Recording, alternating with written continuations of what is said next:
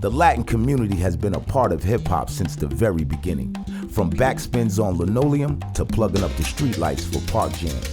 The trajectory of Latins in hip-hop moved from the corners of the Bronx to every corner of the globe. Here are just a few gems that shine a light on some of the biggest figures in Latin hip-hop.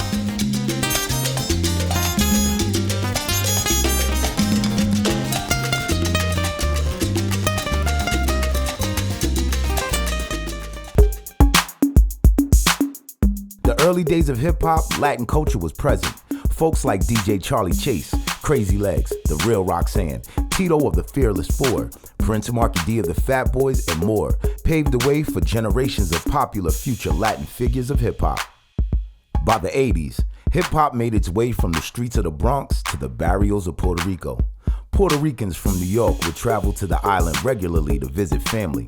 They would bring their hip-hop music with them, inspiring the youth in Puerto Rico to become fans of not only the music, but the culture as well. Rap group Vico C and DJ Negro would make hip-hop tapes with Spanish lyrics. Inspired by rappers like Chuck D from Public Enemy, Vico C would display heavy lyricism on his records, gaining popularity in Puerto Rico and growing the interest of Spanish-speaking youth to the genre of hip-hop music. Vico C and DJ Negro were among the very first to release full-length Spanish rap albums. Vico C released music throughout the 90s and 2000s as a solo artist. He is considered the father of Spanish rap by many of today's biggest Latin artists. In 1991, Cypress Hill, a rap group from Southgate, California, released their self-titled debut album. The album received critical acclaim and was a commercial success. They were the first Latino rap artists to achieve platinum status in music with 2 million albums sold. The group wasn't shy about showcasing their Latino roots in their music either. They'd include Spanish lyrics into their songs and even had a song called Latin Lingo. Cypress Hill was groundbreaking, and the trajectory of their career continues to inspire Latin youth interested in hip-hop for generations to come. I don't really got much to say. I know my mom and pops are here, my tia Weenie's here. I love you guys, lo quiero mucho. And thank you very much. Cypress Hill forever, y'all. Fat Joe, a rapper from the South Bronx, gained a rep for winning Amateur Night at the Apollo Theater in Harlem several weeks in a row. In 1993, he released his debut album, Represent. A member of Diggin' in the Crates crew, a rap collective of some of the best rappers and producers in hip-hop, including Big L, Diamond D, Lord Finesse, and more. Fat Joe quickly became a big deal in hip-hop while repping the Latino community. In addition to making moves as an artist and growing a fan base, Joe began to learn the business of music. Around 1995, he signed another Latino rapper by the name of Big Pun. Big Pun released his album Capital Punishment in 1998, executive produced by Fat Joe. The album received critical acclaim and quickly went on to sell over 2 million units. The album featured huge artists including Busta Rhymes, Prodigy, Nori, Black Thought, and Wyclef. To this day, Pun is still celebrated for being a pristine lyricist who could go toe-to-toe with the very best.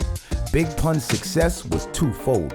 Pun's wins widened mainstream awareness of Latin-influenced hip-hop music and solidified Fat Joe as an artist/music executive. We rapping for my brother Big Pun, may he rest in peace. And this is a special day for us. It ain't just an ordinary day. We paying tribute to my brother, you know what I'm saying? So it's a special day for us. Tego Calderon is considered among the artists that contributed to the expansion of Spanish rap and reggaeton music to the masses. Reggaeton, Tego Calderon! Up until the early 2000s, Spanish rap and reggaeton was mostly consumed by Spanish-speaking fans in the Caribbean and Latin American countries. Tego's voice, along with his unapologetic approach on social issues, including racism against Afro-Latinos, opened up the eyes and ears of hip-hop fans everywhere. At the height of his career, Tego collaborated with American rap artists and appeared on remixes to huge hits like Fat Joe's Lean Back and 50 Cent's P.I.M.P. Today, hip-hop is still growing in Latin America. Latin trap is the subgenre that has become popular in recent years. Artists like Anuel, Bad Bunny, Mike Towers, Eladio Carrion, and more are amongst the more popular rappers.